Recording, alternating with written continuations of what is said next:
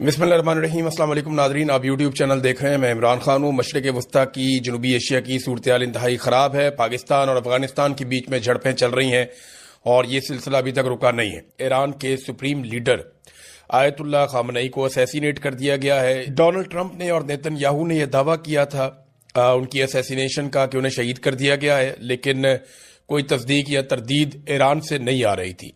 लेकिन बिलाखिर अभी तस्दीक आ गई है और ईरान की न्यूज़ एजेंसी ने भी कह दिया, वहाँ के अब ऑफिशियल्स भी बता रहे हैं कि आयतुल्लाह ख़ामनेई जो है वो शहीद हो गए हैं अमेरिका और इसराइल के हमले में।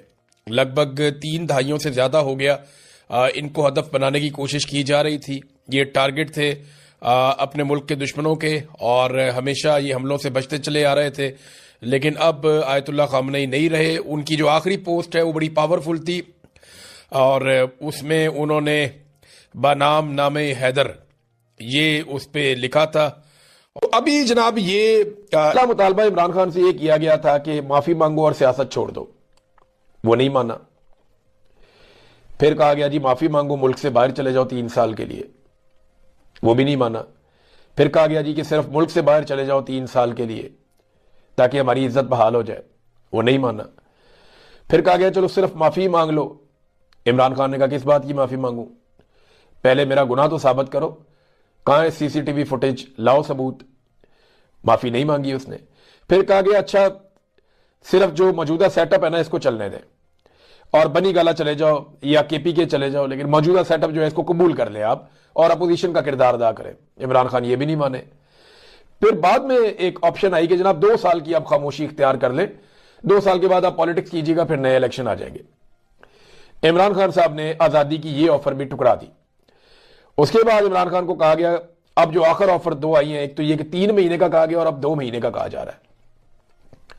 मैं इस वक्त आपको ये बता रहा हूं कि इमरान खान साहब को आखिर तक यहां तक भी कहा गया या पैगाम पहुंचाया गया बराह रास्त कि जरा 2 महीने तो कम से कम चुप कर जाए, मामलात को बेहतर होने दें। लेकिन आखिरी इतला तक इमरान खान ने अपने लिए कुछ नहीं मांगा, सवाए इसके कि उसने कहा जो सर्वाइवल के लिए बुनियादी जरूरियात की चीजें हैं, जो मेरा हक है बस वो मुझे दे दी जाए, मेरी घर वालों से बातचीत करवा दिया करें बस। और ये जो आखिरी मुलाकात है ना, इसमें इमरान खान ने कौम के नाम कोई पैगाम नहीं भेजा। इमरान खान ने शायद ये पहली ऐसी मुलाकात है और आखिरी थी इस दफा, तो इमरान खान ने कौम के लिए कोई पैगाम नहीं भेजा। लोगों के लिए इसमें बहुत बड़ा पैगाम है कि अब वो पैगाम भी नहीं भेजता आपको।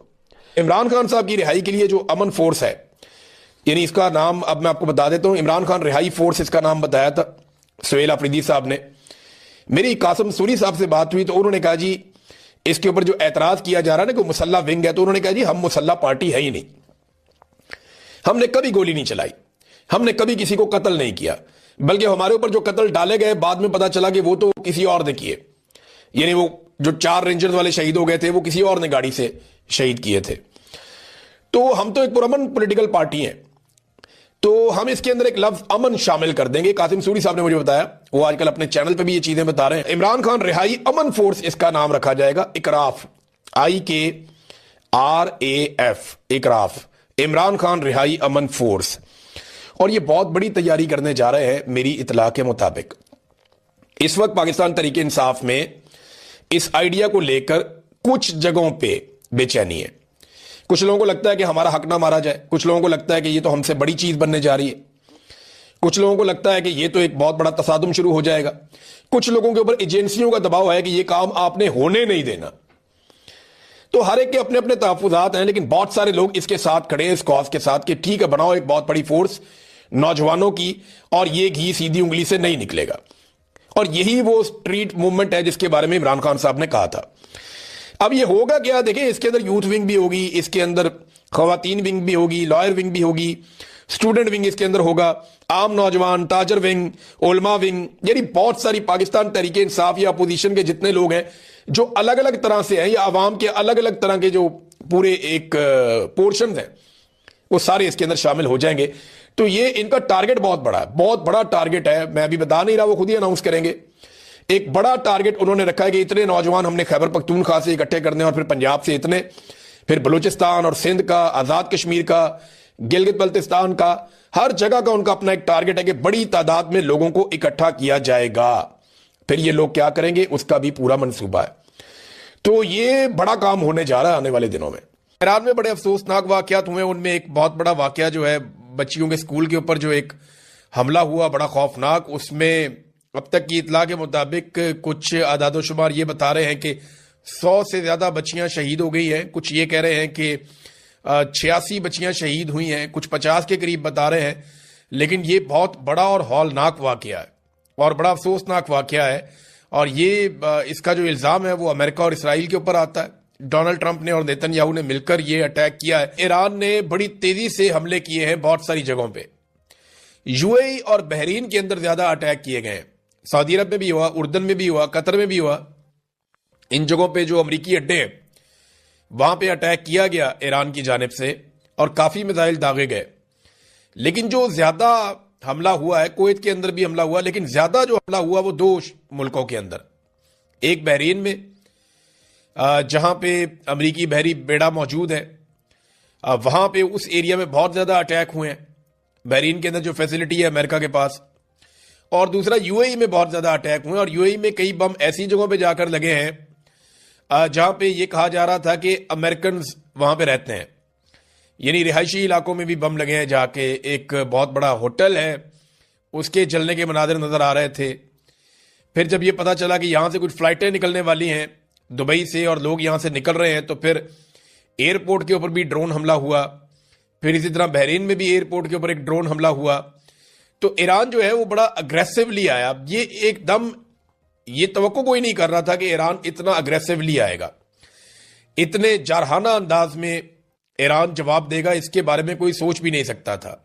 अब अमेरिका के लिए ना एक और बहुत बड़ा प्रॉब्लम पैदा हो गया। डोनाल्ड ट्रंप को इस लड़ाई को बहुत जल्दी कंक्लूड करना पड़ेगा और ये दिखाई भी दे रहा है।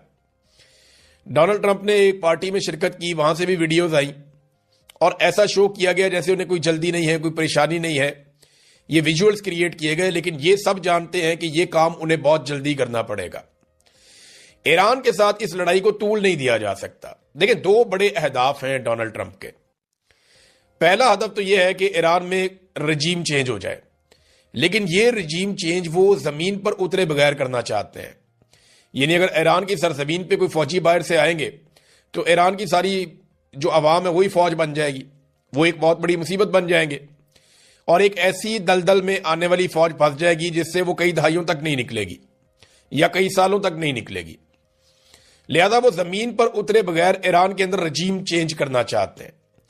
क्या रजा पहलवी या उनके लोग इतने मकबूल हैं ईरान के अंदर? तो उसका जवाब है कि नहीं। चले अगर आप ये भी कहें कि आयतुल्लाह खुमैनी के या उनका जो इक्तदार है उसके लोग बहुत सारे मुखालिफ हैं या उन्हें पसंद नहीं करते, तो दूसरी तरफ जो अमेरिकन के लोग हैं या जो इसराइल के करीबी लोग हैं, रजा पहलवी वगैरह जो है, उनकी भी कोई इतनी बड़ी फॉलोइंग नहीं है ईरान के अंदर। तो एक बड़ा मैस क्रिएट हो जाएगा। और अगर कुछ अहदाफ हासिल कर भी लिए गए और रजीम तब्दील ना हुआ तो अमेरिका ने फिर क्या हासिल किया? तो उन्हें बहुत जल्दी करना पड़ेगा, उनके पास वक्त कम है, क्योंकि ईरान ने आबनाए हरमज जो है उसको बंद कर दिया है। यहां से दुनिया का 20% पेट्रोल जाता है और यह एक बहुत बड़ा झटका लगेगा पूरी दुनिया को। दूसरा, ईरान ने जिस किस्म का अटैक किया है मिडिल ईस्ट के अंदर मुख्तलिफ ममालिक पे, यानी यूएई की मार्केट बहुत बुरी तरह मुतासिर होगी। यूएई का जो सारा कारोबार है जिसपे वो बहुत पैसा बनाते हैं वो टूरिज्म का है और उनका रियल एस्टेट का कारोबार है। ये अब कीमतें एकदम नीचे गिरेंगी। मंडे को अमेरिका में जब मार्केट खुलेगी और जब दोबारा पूरी दुनिया बैठेगी, शेयर ऊपर नीचे होंगे, तो पता चलेगा कि दुनिया कहां खड़ी है, स्टॉक मार्केट कहां खड़ी है। ये आपको पता चलेगा मंडे को, और इसको मसनूई तौर पे कंट्रोल करना बहुत मुश्किल होगा। ये अमेरिका की मार्केट है, तो अब मंडे वाले दिन ये पता चलेगा। आलमी सतह पे तेल की कीमतें कहां पे जाएंगी ये भी आपको पता चलेगा। तो इसको जल्दी कंक्लूड करना है अमेरिका ने। उसको बहुत प्रॉब्लम है कि ये रजीम चेंज अगर करना है तो ये चंद दिन के अंदर अंदर उन्हें करना है। ज्यादा टाइम उनके पास नहीं है, ज्यादा टाइम लगेगा तो बाकी मुमालिक बीच में आएंगे।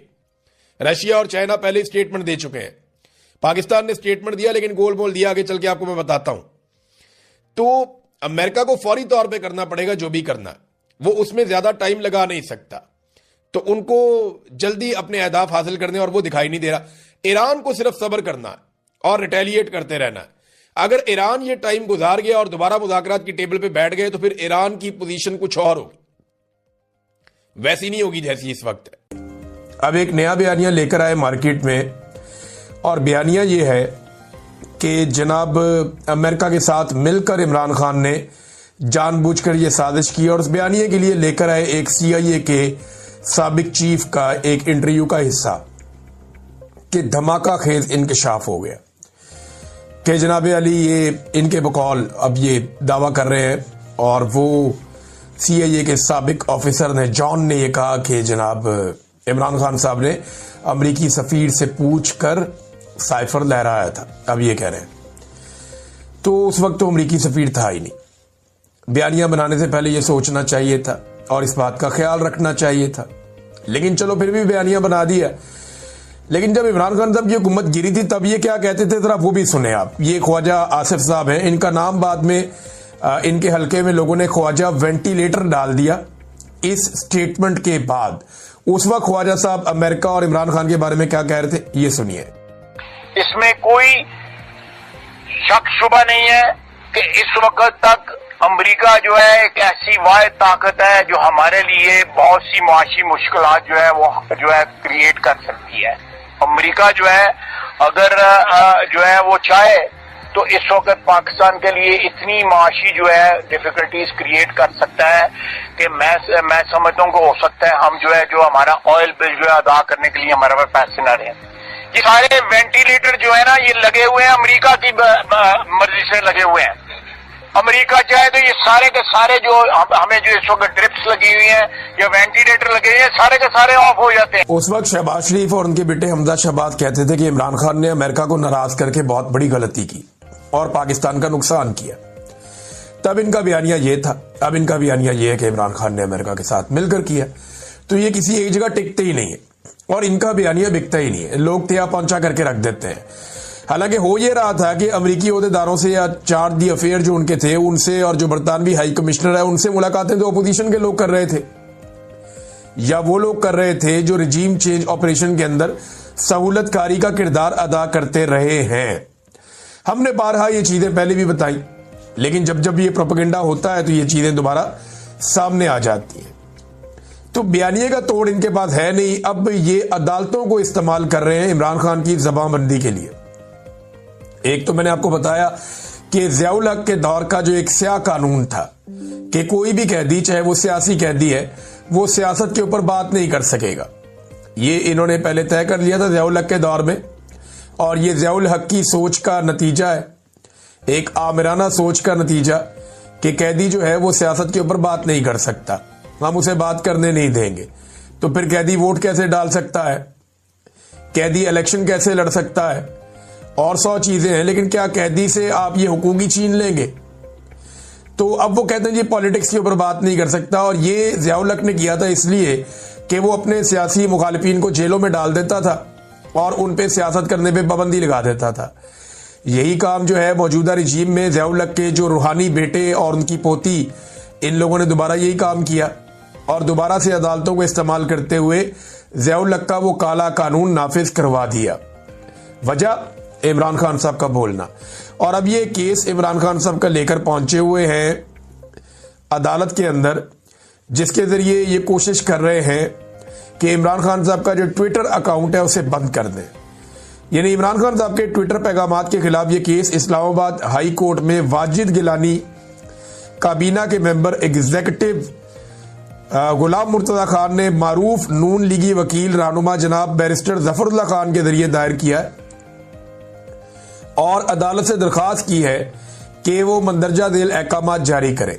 नंबर 1, इमरान खान के ट्वीट्स के गैर कानूनी होने का ऐलान किया जाए कि जेल में मौजूद इमरान खान के अकाउंट से शाया होने वाले ट्वीट्स गैर कानूनी हैं, गैर आईनी हैं और पाकिस्तान के कानून के खिलाफ है। अब इससे ये करेंगे कि ट्विटर के ऊपर खतों किताबत करेंगे। नंबर 2, तहकीक और पाबंदी का हुक्म। साइबर क्राइम एजेंसी और टेलीकॉम अथॉरिटी को हदायत की जाए कि वो फौरी तौर पर इन अफराद टीमों की शिनाख्त करें, इनकी तहकीकात करें और इन्हें रोकें जो इमरान खान की तरफ से ये ट्वीट्स चला रहे हैं। और पीटीए को ये हदायत की जाए कि वो मज़कूरा अकाउंट से अपलोड किए गए इन तमाम ट्वीट्स को ब्लॉक करे या हटा दे। नंबर 3, जेल कवानीन की पाबंदी। जेल सुपरिटेंडेंट को हदायत की जाए कि वो जेल के कवायदो ज़वाबित की सख्ती से पाबंदी यकीनी बनाए ताकि कोई भी कैदी गैर कानूनी तौर पर सोशल मीडिया अकाउंट ना चला सके। नंबर 4, बराह रास्त पाबंदी। इमरान खान साहब को बराह रास्त हदायत की जाए कि वो इस गैर कानूनी और गैर आईनी सरगर्मी को फौरी तौर पर बंद करे। पाकिस्तान तहरीक इंसाफ को हदायत की जाए कि वो इमरान खान के ट्वीट्स को रीट्वीट या शेयर करने या फैलाने से गुरेज करे। नंबर 5, दीगर मुतफर्रिक अहकामात इसके अंदर और भी हैं कि अदालत से कोई भी दीगर हुक्म जो इस मामले के हकायक और हालात के तहत मुनासिब समझी जाए जारी किया जाए। अब आप अंदाजा करें, और ये सारी मालूमात जो है ये पाकिस्तान तहरीक इंसाफ से ताल्लुक़ रखने वाले खालिद यूसुफ चौधरी साहब ने फराहम की हैं और इमरान खान साहब से इनका एक बड़ा गहरा ताल्लुक़ है। इमरान खान साहब को रिप्रेजेंट भी करते हैं। वो ये बता रहे हैं कि जनाब ये किया जा रहा है इमरान खान साहब की ज़बानबंदी के लिए। एक तो ज़ियाउल हक का काला कानून लेकर आ गए, दूसरा इमरान खान साहब के ट्विटर के जरिए उन्हें मुकम्मल खामोश करने का फैसला किया गया ताकि उनकी आवाज़ को मुकम्मल तौर पे बंद किया जा सके। अपना तो बयानिया है नहीं बेचने के लिए, नैरेटिव बिकता नहीं है, तो जो बंदा कह सकता है कोई बात जिसकी बात लोग सुनते हैं, उसका मुंह बंद करने की या उसकी ज़बानबंदी की भरपूर कोशिश कर रहे हैं। देखिए, ये निज़ाम चाहता है कि नवाज शरीफ बोले, कुछ तो बोले, लेकिन नवाज शरीफ को बोलने के काबिल ही नहीं छोड़ा। ये निज़ाम चाहता है कि इमरान खान खामोश हो जाए, ज़बानबंदी हो जाए, लेकिन इमरान खान रोज बोलता है, बल्कि उसकी आवाज़ पूरे पाकिस्तान में गूंजती है। उसके वर्कर भी बोलते हैं, वो खुद भी बोलता है और उसका बयानिया हर तरफ फैला हुआ है। उसकी पुरानी वीडियोस इतनी वायरल होती हैं कि नवाज शरीफ की बहुत सारी नई वीडियोस इतनी वायरल नहीं हो पाती। नाज़रीन, सुहेल अफरीदी ने एक बड़ा समझदाराना फैसला किया और यही सोशल मीडिया को लेकर किया। ये वो गलती है जो शेर अफजल मरवत ने की थी, यही वो गलती है जो अली अमीन गंडापुर ने की थी। इन्होंने अपने अपने सोशल मीडिया के जो है वो पूरी टीमें बना के तो पाकिस्तान तहरीक इंसाफ के सोशल मीडिया से जंग शुरू कर दी थी। गंडापुर साहब के सोशल मीडिया के अकाउंट पहचाने जाते थे, पता चलता था कि ये चंद लोग हैं जो गंडापुर साहब की सपोर्ट में आए हुए और ये पाकिस्तान तहरीक इंसाफ के सोशल मीडिया से सारा दिन लड़ते थे। वो कभी PMLN के सोशल मीडिया से या बाकी जमातों से या एस्टेब्लिशमेंट से उनका ऐसे फड्डा नहीं होता था। उनका डायरेक्ट फड्डा रहता था पाकिस्तान तहरीक इंसाफ के सोशल मीडिया से, जो ऑफिशियल सोशल मीडिया है। शेर अफजल मरवत साहब ने सबसे पहले ये काम किया था। उन्होंने अपना सोशल मीडिया बनाया था और पाकिस्तान तहरीक इंसाफ के सोशल मीडिया से उनका सोशल मीडिया टकरा गया था। लेकिन जो PTI का सोशल मीडिया या इमरान खान का सोशल मीडिया है, उसका मुकाबला तो रियासत नहीं कर पा रही इतने लंबे अरसे से। तो ये दो लोग क्या करते? अब सुहेल अफरीदी ने एक अच्छा स्टेटमेंट दिया, समझदारी का सबूत दिया। वो गलती इन्होंने नहीं दोहराई। उनके बकौल उनका अपना कोई सोशल मीडिया नहीं है, कोई सोशल मीडिया टीम नहीं है, बल्कि पाकिस्तान तहरीक इंसाफ का जो ऑफिशियल सोशल मीडिया है वही उनका सोशल मीडिया रहेगा। यार मोहम्मद नियाज़ी को जो ऑफिशियल सोशल मीडिया की टीम है PTI की, उन्होंने ही फोकल पर्सन मुकर्रर किया सोशल मीडिया का सुहेल अफरीदी का, और वो अब ये काम करेंगे, उन्होंने नामजद करके दिया है। तो ये जनाब सुहेल अफरीदी साहब ने अक्लमंदी का काम किया कि जनाब मेरा कोई सोशल मीडिया नहीं है, बल्कि ये जो तहरीक इंसाफ का जो ऑफिशियल सोशल मीडिया है मैं उनके साथ काम करूंगा और मेरे हवाले से इतलात वो देंगे और मैं उनके साथ कोऑर्डिनेशन में रहूंगा, और उन्होंने अपना बंदा नामजद करके यहाँ दे दिया है।